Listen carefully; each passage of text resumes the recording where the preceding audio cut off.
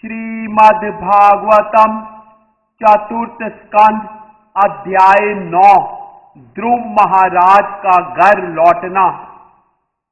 महर्षि मैत्रेय ने विदुर से कहा, जब भगवान ने देवताओं को इस प्रकार फिर से आश्वासन दिलाया तो वे समस्त प्रकार के भय से मुक्त हो गए और वे सब उन्हें नमस्कार करके अपने अपने देवलोकों को चले गए। तब भगवान, जो साक्षात सहस्त्र शीर्ष अवतार हैं, गरुड़ पर सवार हुए और अपने दास ध्रुव को देखने के लिए मधुवन गए। ध्रुव महाराज अपने प्रखर योगा अभ्यास के समय भगवान के जिस बिजली सदृश तेजमान रूप के ध्यान में निमग्न थे, वह सहसा विलीन हो गया। फलतः ध्रुव अत्यंत विचलित हो उठे और उनका ध्यान टूट गया। किंतु ज्यों ही उन्होंने अपने नेत्र खोले, वैसे ही उन्हें अपने समक्ष पूर्ण पुरुषोत्तम भगवान को उसी रूप में साक्षात उपस्थित देखा, जिस रूप का दर्शन वे अपने हृदय में कर रहे थे। जब ध्रुव महाराज ने अपने भगवान को अपने सन्मुख देखा तो वे अत्यंत विह्वल हो उठे और उन्होंने उनका सादर अभिवादन किया। वे उनके समक्ष दंड के समान गिर पड़े और भगवत प्रेम में मग्न हो गए। आनंद में ध्रुव महाराज भगवान को इस प्रकार देख रहे थे मानो उन्हें आंखों से पी रहे हों। उनके चरण कमलों को अपने मुख से चूम रहे हों और उन्हें अपनी भुजाओं में भर रहे हों। यद्यपि ध्रुव महाराज छोटे से बालक थे, किंतु वे उपयुक्त शब्दों से भगवान की स्तुति करना चाह रहे थे, किंतु अनुभवहीन होने के कारण वे तुरंत अपने को संभाल नहीं सके। प्रत्येक हृदय में वास करने वाले भगवान ध्रुव महाराज की विषम स्थिति को समझ गए। अतः अपनी अहेतुकी कृपा से उन्होंने अपने समक्ष हाथ जोड़कर खड़े हुए ध्रुव महाराज के मस्तक पर अपना शंख छुआ दिया। उस समय ध्रुव महाराज को वैदिक निष्कर्ष का पूर्ण ज्ञान हो गया और वे परम सत्य तथा सभी जीवात्माओं से उनके संबंध को जान गए। भगवान के सेवा भाव के अनुसार विश्वविख्यात ध्रुव ने, जिन्हें शीघ्र ही ऐसे लोक की प्राप्ति होने वाली थी जो कभी भी यहाँ तक कि प्रलय काल में विनष्ट न होने वाला है, सहज भाव से सौदेश्य व निर्णयात्मक स्तुति की। ध्रुव महाराज ने कहा, हे भगवान, आप सर्वशक्तिमान हैं। मेरे अंतःकरण में प्रविष्ट होकर आपने मेरी सभी सोई हुई इंद्रियों को, हाथों, पांवों, स्पर्शेंद्रिय, प्राण तथा मेरी वाणी को जागृत कर दिया है। मैं आपको सादर नमस्कार करता हूँ। हे भगवान, आप सर्वश्रेष्ठ हैं, किंतु आप आध्यात्मिक तथा भौतिक जगतों में अपनी विभिन्न शक्तियों के कारण भिन्न भिन्न प्रकार से प्रकट होते रहते हैं।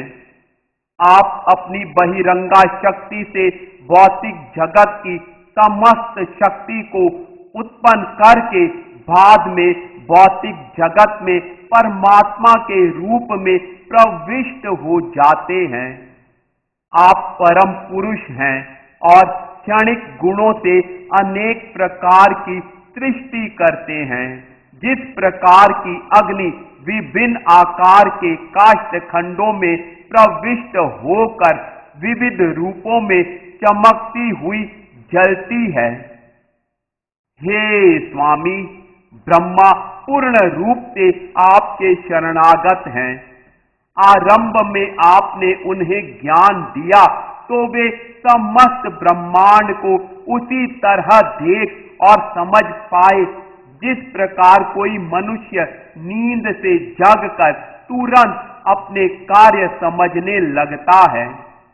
आप मुक्ति कामी समस्त पुरुषों के एकमात्र आश्रय हैं और आप समस्त दीन दुखियों के मित्र हैं। अतः पूर्ण ज्ञान से युक्त विद्वान पुरुष आपको किस प्रकार बुला सकता है? जो व्यक्ति इस चमड़े के थैले शव तुल्य देह की इंद्रिय तृप्ति के लिए ही आपकी पूजा करते हैं, वे निश्चय ही आपकी माया द्वारा प्रभावित हैं। आप जैसे कल्प वृक्ष तथा जन्म मृत्यु से मुक्ति के कारण को पार करके भी मेरे समान मूर्ख व्यक्ति आपसे इंद्रिय तृप्ति हेतु वरदान चाहते हैं, जो नरक में रहने वाले व्यक्तियों के लिए भी उपलब्ध हैं। हे भगवान, आपके चरण कमलों के ध्यान से या शुद्ध भक्तों से आपकी महिमा का श्रवण करने से जो दिव्य आनंद प्राप्त होता है, वह उस ब्रह्मानंद अवस्था से कहीं बढ़कर है जिसमें मनुष्य अपने को निर्गुण ब्रह्म से तदाकार हुआ सोचता है। क्योंकि ब्रह्मानंद भी भक्ति से मिलने वाले दिव्य आनंद से परास्त हो जाता है। अतः उस क्षणिक आनंदमयता का क्या कहना जिसमें कोई स्वर्ग तक पहुंच जाए और जो काल रूपी तलवार के द्वारा विनष्ट हो जाता है। भले ही कोई स्वर्ग तक क्यों न उठ जाए, काल क्रम में वह नीचे गिर जाता है। ध्रुव महाराज ने आगे कहा, हे अनंत भगवान, कृपया मुझे आशीर्वाद दे जिससे मैं उन महान भक्तों की संगति कर सकूं जो आपकी दिव्य प्रेमा भक्ति में उसी प्रकार निरंतर लगे रहते हैं जिस प्रकार नदी की तरंगे लगातार बहती रहती हैं। ऐसे दिव्य भक्त नितांत कलमश रहित जीवन बिताते हैं। मुझे विश्वास है कि भक्ति योग से मैं संसार रूपी अज्ञान के सागर को पार कर सकूंगा, जिसमें अग्नि की लपटों के समान भयंकर संकटों की लहरें उठ रही हैं। यह मेरे लिए सरल रहेगा क्योंकि मैं आपके दिव्य गुणों तथा लीलाओं को सुनने के लिए पागल हो रहा हूं, जिनका अस्तित्व शाश्वत है। हे कमलनाभ भगवान, यदि कोई व्यक्ति किसी ऐसे भक्त की संगति करता है जिसका हृदय सदैव आपके चरण कमलों की सुगंध में लुब्ध रहता है, तो वह न तो कभी अपने भौतिक शरीर के प्रति आसक्त रहता है और न संतति, मित्र, घर, संपत्ति तथा पत्नी के प्रति देहात्मक बुद्धि रखता है, जो भौतिकतावादी पुरुषों को अत्यंत ही प्रिय हैं। वस्तुतः वह उनकी तनिक भी परवाह नहीं करता। हे भगवान, हे परम अजन्मा, मैं जानता हूं कि जीवात्माओं की विभिन्न योनियां यथा पशु, पक्षी, रेंगने वाले जीव, देवता तथा मनुष्य सारे ब्रह्मांड में फैली हुई हैं, जो समग्र भौतिक शक्ति से उत्पन्न हैं। मैं यह भी जानता हूं कि ये कभी प्रकट रूप में रहती हैं तो कभी अप्रकट रूप में, किंतु मैंने ऐसा परम रूप कभी नहीं देखा जैसा कि अब आपका देख रहा हूं। अब किसी भी सिद्धांत के बनाने की आवश्यकता नहीं रह गई है। हे भगवान, प्रत्येक कल्प के अंत में भगवान गर्भोदक्षाई विष्णु ब्रह्मांड में दिखाई पड़ने वाली प्रत्येक वस्तु को अपने उदर में समाहित कर लेते हैं। वे शेष नाग की गोद में लेट जाते हैं। उनकी नाभि से एक डंठल में से सुनहला कमल पुष्प फूट निकलता है और इस कमल पुष्प पर ब्रह्मा जी उत्पन्न होते हैं। मैं समझ सकता हूं कि आप वही परमेश्वर हैं, अतः मैं आपको सादर नमस्कार करता हूं। हे भगवान, अपनी अखंड दिव्य चितवन से आप बौद्धिक कार्यों की समस्त अवस्थाओं के परम साक्षी हैं। आप शाश्वत मुक्त हैं। आप शुद्ध सत्व में विद्यमान रहते हैं और अपरिवर्तित रूप में परमात्मा में विद्यमान हैं। आप 6 ऐश्वर्यों से युक्त आदि भगवान हैं और भौतिक प्रकृति के तीनों गुणों के शाश्वत स्वामी हैं। इस प्रकार आप सामान्य जीवात्माओं से सदैव भिन्न रहते हैं। विष्णु रूप में आप सारे ब्रह्मांड के कार्यों का लेखा जोखा रखते हैं, तो भी आप पृथक रहते हैं और समस्त यज्ञों के भोक्ता हैं। हे भगवान, ब्रह्म के आपके निर्गुण प्राकट्य में सदैव 2 विरोधी तत्व रहते हैं, ज्ञान तथा अविद्या। आपकी विविध शक्तियां निरंतर प्रकट होती हैं, किंतु निर्गुण ब्रह्म जो अविभाज्य आदि अपरिवर्तित असीम तथा आनंदमय है, भौतिक जगत का कारण है। क्योंकि आप वही निर्गुण ब्रह्म हैं, अतः मैं आपको सादर नमस्कार करता हूं। हे भगवान, हे परमेश्वर, आप सभी वरों के परम साक्षात रूप हैं।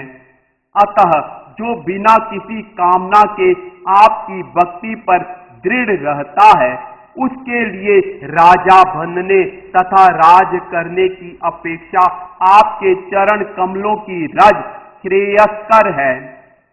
आपके चरण कमल की पूजा का यही वरदान है। आप अपनी अहेतुकी कृपा से मुझ जैसे अज्ञानी भक्त के लिए पूर्ण परिपालक हैं। जिस प्रकार गाय अपने नवजात बछड़े को दूध पिलाती है और हमले से उसकी रक्षा करके उसकी देखभाल करती है।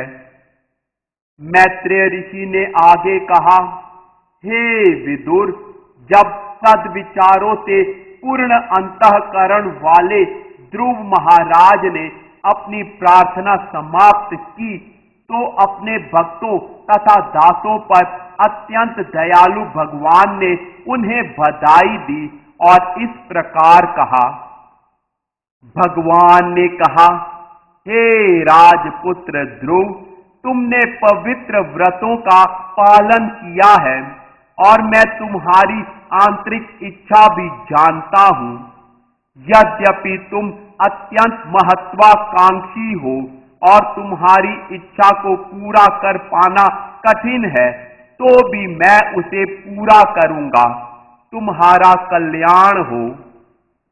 भगवान ने आगे कहा, हे ध्रुव, मैं तुम्हें ध्रुव नामक दैदीप्यमान ग्रह प्रदान करूंगा, जो कल्पांत में प्रलय के बाद भी अस्तित्व में रहेगा।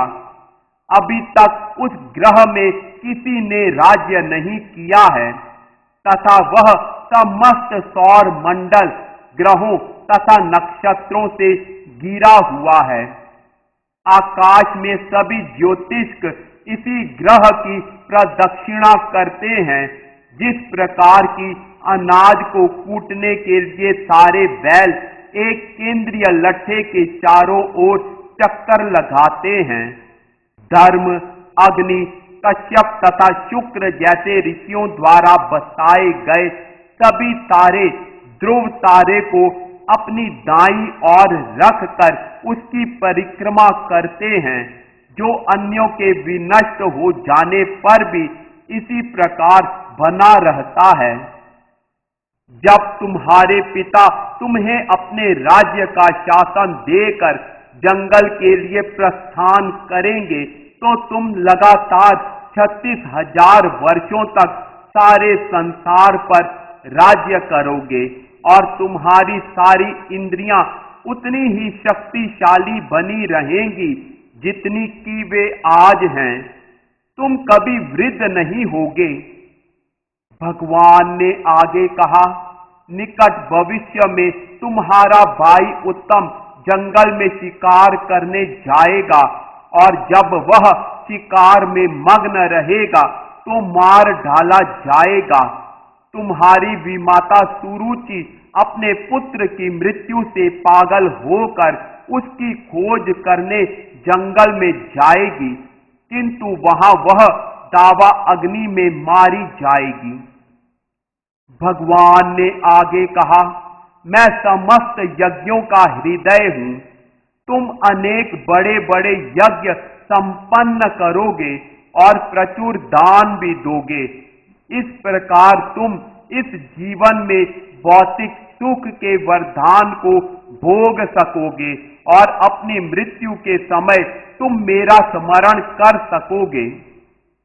भगवान ने आगे कहा, हे ध्रुव, इस देह में अपने भौतिक जीवन के पश्चात तुम मेरे लोक को जाओगे, जो अन्य समस्त लोकों के वासियों द्वारा सदैव वंदनीय है।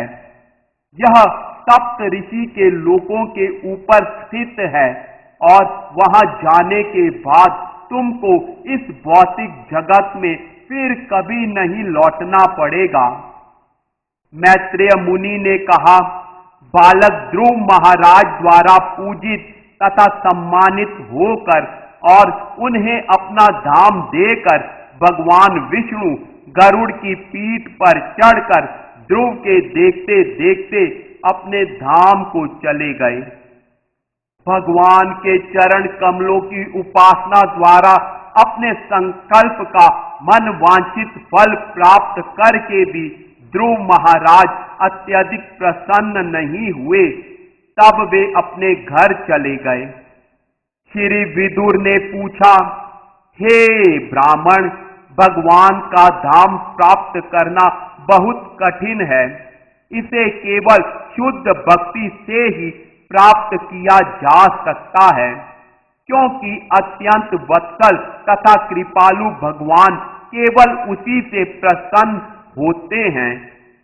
ध्रुव महाराज ने इस पद को एक ही जीवन में प्राप्त कर लिया और वे थे भी बहुत बुद्धिमान और विवेकी, तो फिर वे प्रसन्न क्यों न थे? मैत्रेय ने उत्तर दिया, ध्रुव महाराज का हृदय, जो अपनी विमाता के कटु वचनों के बाणों से विद्ध हो चुका था, अत्यधिक संतप्त था। अतः जब उन्होंने अपने जीवन का लक्ष्य निर्धारित किया तो वे उसके दुर्व्यवहार को नहीं भूल पाए थे।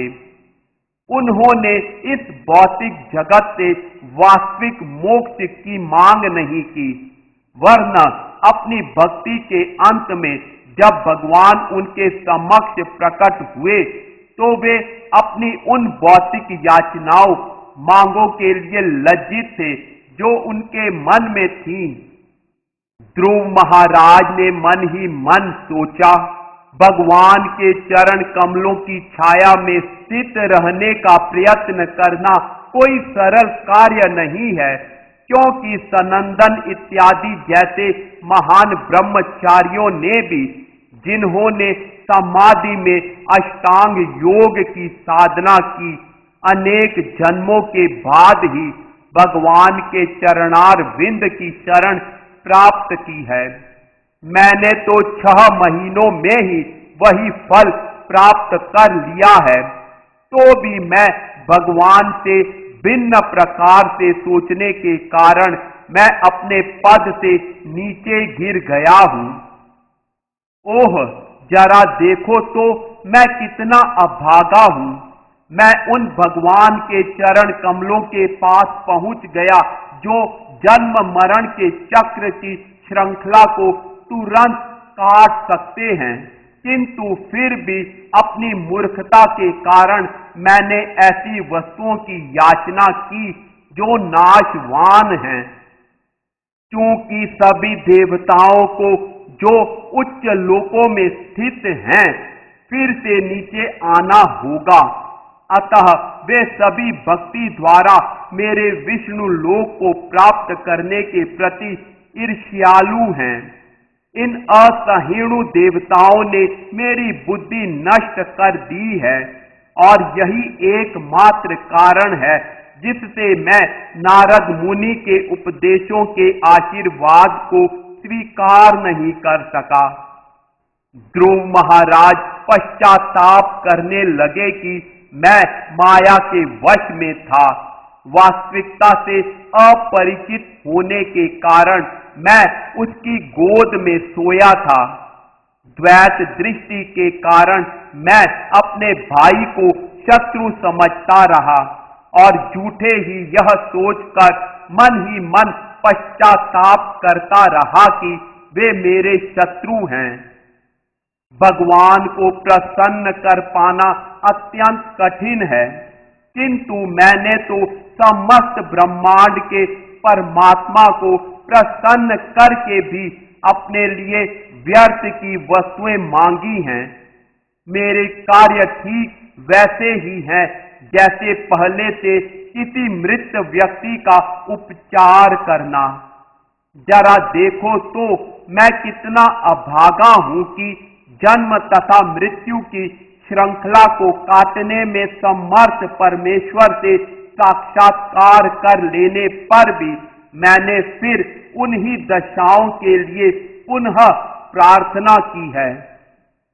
पूरी तरह अपनी मूर्खता और पुण्य कर्मों की न्यूनता के कारण ही मैंने भौतिक नाम, यश तथा संपन्नता चाही। यद्यपि भगवान ने मुझे अपनी निजी सेवा प्रदान की थी, मेरी स्थिति तो उस निर्धन व्यक्ति की सी है जिस बेचारे ने महान सम्राट के प्रसन्न होने पर मुंह मांगी वस्तु मांगने के लिए कहे जाने पर अज्ञानवश चावल के कुछ कने ही मांगे। महर्षि मैत्रेय ने आगे कहा, हे विदुर, आप जैसे व्यक्ति जो मुकुंद मुक्ति प्रदाता भगवान के चरण कमलों के विशुद्ध भक्त हैं और उनके चरण कमलों में भौरों के सदृश आसक्त रहते हैं, सदैव भगवान के चरण कमलों की सेवा करने में ही प्रसन्न रहते हैं। ऐसे पुरुष जीवन की किसी भी परिस्थिति में संतुष्ट रहते हैं और भगवान से कभी भी किसी भौतिक संपन्नता की याचना नहीं करते। जब राजा उत्तानपाद ने सुना कि उसका पुत्र ध्रुव घर वापस आ रहा है, मानो मृत्यु के पश्चात पुनर्जीवित हो रहा हो, तो उसे इस समाचार पर विश्वास नहीं हुआ, क्योंकि उसे संदेह था कि यह हो कैसे सकता है। उसने अपने को अत्यंत अभागा समझ लिया था, अतः उसने सोचा कि ऐसा सौभाग्य उसे कहां नसीब हो सकता है। यद्यपि उसे संदेश वाहक की बातों पर विश्वास नहीं हुआ, किंतु महर्षि नारद के वचन पर उसकी संपूर्ण श्रद्धा थी। अतः वह इस समाचार से अत्यंत भावविह्वल हो उठा और हर्षातिरेक में झट उसने संदेश वाहक को एक बहुमूल्य हार भेंट कर दिया। अपने खोए हुए पुत्र के मुख को देखने के लिए अत्यंत उत्सुक राजा उत्तानपाद उत्तम घोड़ों से खींचे जाने वाले तथा स्वर्ण जटित रथ पर आरूढ़ हुआ। वह अपने साथ अनेक विद्वान ब्राह्मण, परिवार के गुरुजन, अपने अधिकारी तथा मंत्री और अपने सगे मित्रों को लेकर तुरंत नगर से बाहर चला गया। जब वह इस दल के साथ आगे बढ़ रहा था तो शंख, दुंदुभी, वंशी तथा वेद मंत्रों के उच्चारण की मंगल सूचक ध्वनि हो रही थी। उस स्वागत यात्रा में राजा उत्तानपाद की दोनों रानियां सुनीति तथा सुरुचि और राजा का दूसरा पुत्र उत्तम दिख रहे थे।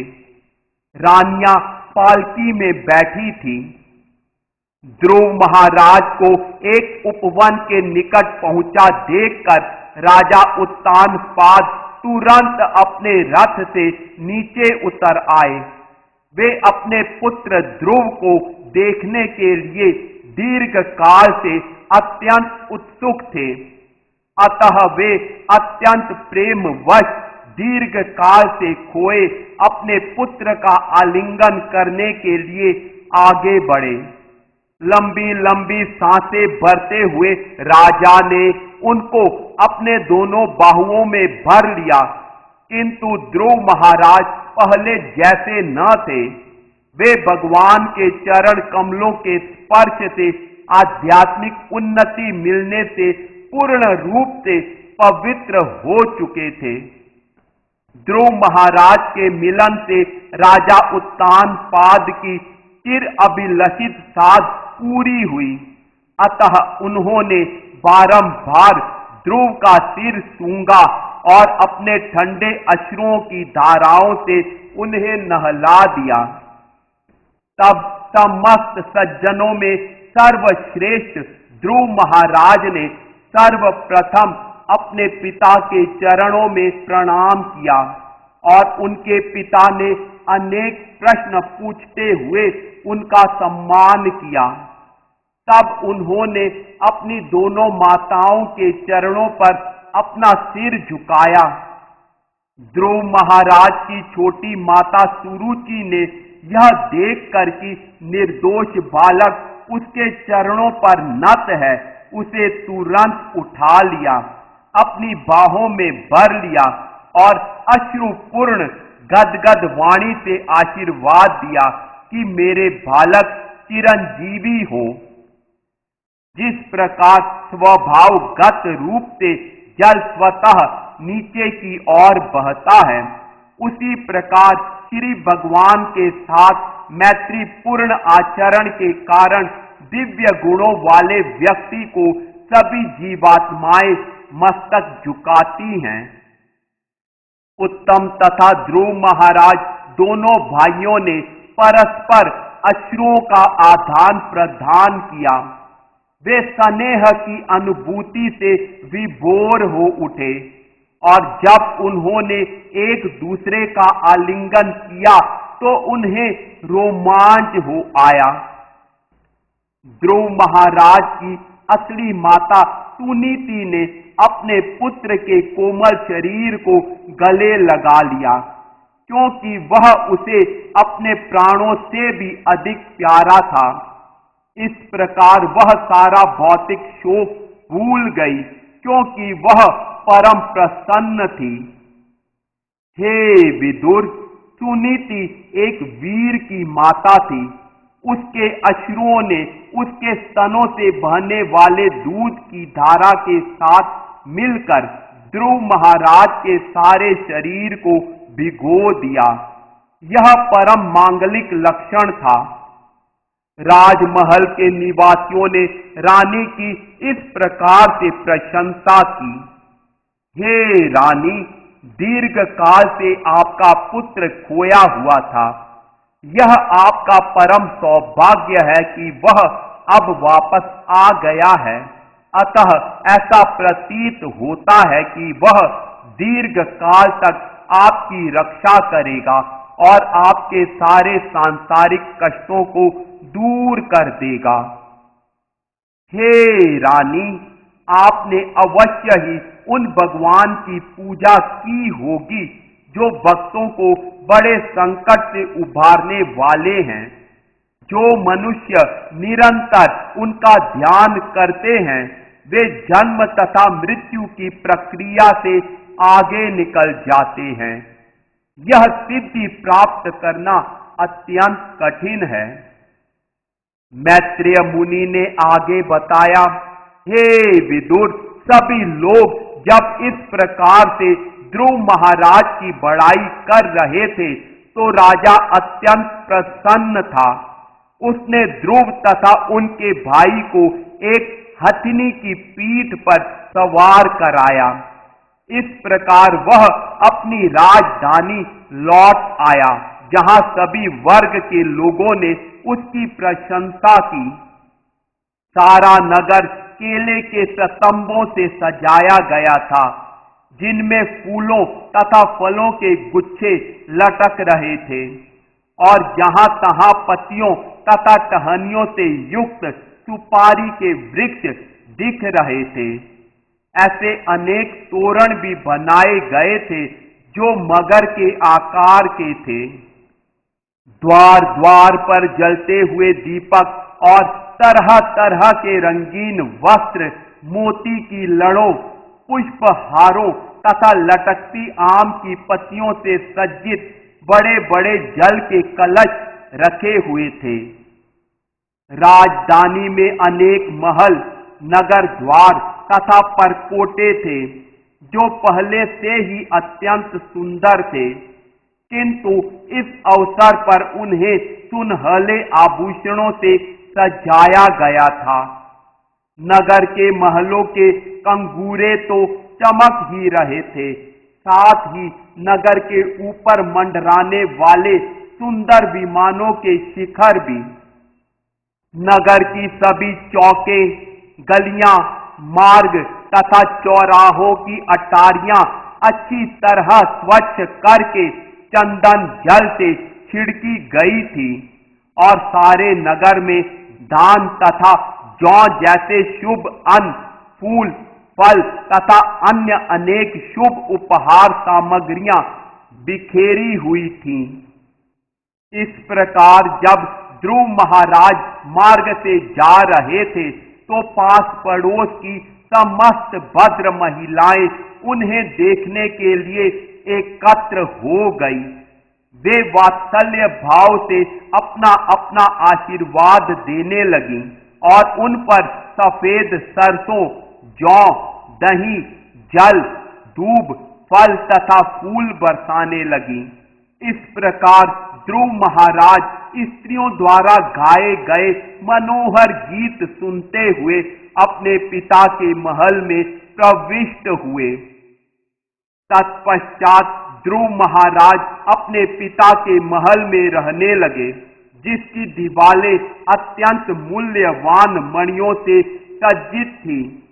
उनके वत्सल पिता ने उनकी विशेष देख रेख की और वे उस महल में उसी तरह रहने लगे जिस प्रकार देवतागण स्वर्ग लोक में अपने प्रासादों में रहते हैं। महल में जो शयन शैया थी वह दूध के फेन के समान श्वेत तथा अत्यंत मुलायम थी।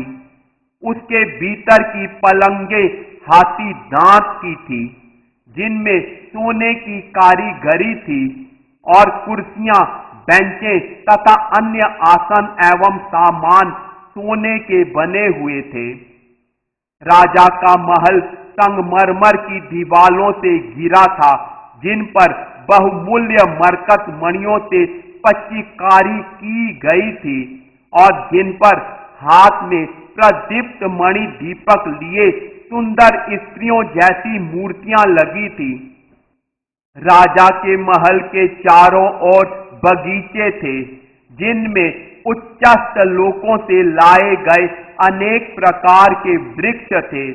इन वृक्षों पर मधुर गीत गाते पक्षियों के जोड़े तथा गुंजार करते मदमत भौरे थे।